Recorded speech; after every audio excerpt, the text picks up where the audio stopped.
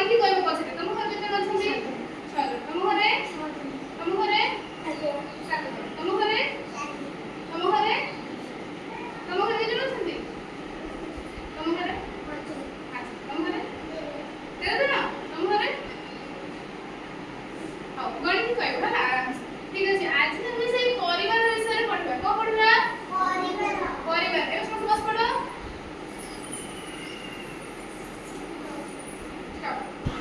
ଆଚ୍ଛା ପରିବାର କହିଲେ ପରିବାର ବିଷୟରେ ପଢିବା ନା? ଷ୍ଟାର୍ଟ କରିବା। ପରିବାର କହିଲେ ଦୁଇ ପ୍ରକାର। କେତେ ପ୍ରକାର ରଖିଲେ? ପ୍ରଥମ ହଉଛି ଯୌଥ ପରିବାର, ଦ୍ୱିତୀୟ ହଉଛି ସୁଖୀ ପରିବାର। ପ୍ରଥମଟା କଣ? ଯୌଥ ପରିବାର। ଦ୍ୱିତୀୟଟା କଣ? ସୁଖୀ ପରିବାର। ପୁଣି ଯୌଥ ପରିବାରରେ କିଏ କିଏ ରହୁଛନ୍ତି? ତାଙ୍କର ଯୌଥ ମାନେ କଣ? ସାଙ୍ଗ ହେଇକି ରହନ୍ତି, ଏକାଠି ହେଇକି ରହିବା। ଯୌଥ ମାନେ କଣ ପିଲେ? ଏକାଠି ମାନେ ସମସ୍ତେ ମିଳି ମିଶିକି ରହିବା। ଯେମିତି ଯୌଥ ପରିବାରରେ କିଏ କିଏ ରହନ୍ତି? ବାପା, ମା, ଭାଇ, ଭଉଣୀ, ଜେଜେବାପା, ଜେଜେମା, ଦାଦା, ଖୁଡୀ, ବଡ ବାପା, ବଡ ମା, ସମସ୍ତେ। ଏ ସମସ୍ତେ ରହିଲେ ସେଟା କୋଉ ପରିବାର?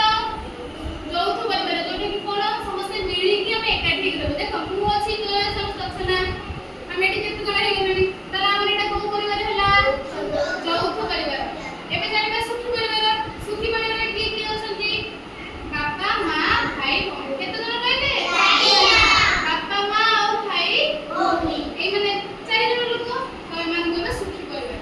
କଣ କହିବା? ସୁଖୀ ପରିବାର।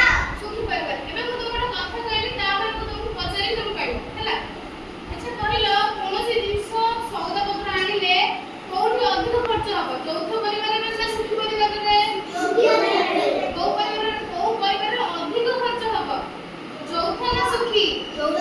Very good. ଯୌଥ ପରିବାରରେ। କାହିଁକି ଖର୍ଚ୍ଚ ହବ? କାରଣ ଯୌଥ ପରିବାରରେ ଅଧିକ ଲୋକ ଥାନ୍ତି। ଥାନ୍ତି କି ନାହିଁ? ଯୌଥ ପରିବାରରେ କେତେ ଜଣ ଲୋକ ଥାନ୍ତି? ଅଧିକ ଲୋକ ଥାନ୍ତି। ଆଉ ସୁଖୀ ପରିବାରରେ କମ ଲୋକ ଥାନ୍ତି। ହେଲା, ତାହେଲେ କମ ଖର୍ଚ୍ଚ କୋଉଠି ହବ? ସୁଖୀ ପରିବାରରେ। ହେଲା, ଆଉ ସମସ୍ତେ ଆରାମସେ ରହିପାରିବେ। ସୁଖୀ ପରିବାରରେ ପିଲାମାନେ ଆରାମସେ ପଢିପାରିବେ। ହେଲା, ଆଉ ଯୌଥ ପରିବାରରେ କଣ ହେଇପାରିବ? ପିଲାମାନେ ଠିକ ସେ ଟିକେ ପଢିପାରିବେନି। ବୁଝିପାରିଲ? ମାଡ଼ଗୋଳ ବି ହେଇଯିବେ। ହେଲା, ଖାଇବା ପିଇବାର ଅସୁବିଧା ହବ। ଜଣେ ଖାଇ ପାରୁଥିବ ଆଉ ଜଣଙ୍କ ପାଖରେ ଖାଇବା ନଥିବ। ବୁଝିପାରିଲ? ଠିକ ଅଛି। ଏବେ ଜାଣିବା ଆଉ ଗୋଟେ କଥା। ହେଲା, ଦେଖିବ ପିଲାମାନେ ବଡ ପରିବାରରେ ବା ଯୌଥ ପରିବାରରେ ପିଲାମାନେ ଅଧିକ ଶିଖିଯାଆନ୍ତି। କଥା କହିବା ହଉ, ନାଚ ହଉ, ସମସ୍ତଙ୍କ ସାଙ୍ଗରେ ମିଶିବା ହଉ, ଶିଖିଯାଆନ୍ତି। କାହିଁକି ଶିଖିଯାଆନ୍ତି କହିଲ?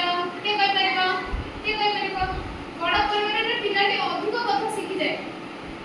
କେମିତି ଶିଖେ? ଜାଣିଛ? କହିଲ କେମିତି ଶିଖେ? କେମିତି ଶିଖେ? କେମିତି ଶିଖେ? ବାପା, ମା ଆଉ ସମସ୍ତେ କିଏ ଥାନ୍ତି ସେଠି? ଜେଜେ, ଜେଜେବାପା, ବଡ ବାପା, ବଡ ମା ସମସ୍ତେ ସବୁ ଶିଖେଇଥାନ୍ତି। ନାଇଁ? ସେ ସବୁ ଭେରି ଗୁଡ। ବସ। ସେ ସମସ୍ତଙ୍କଠୁ ଶିଖିଲା, ତେଣୁକରି ସେ ଶୀଘ୍ର ଶିଖି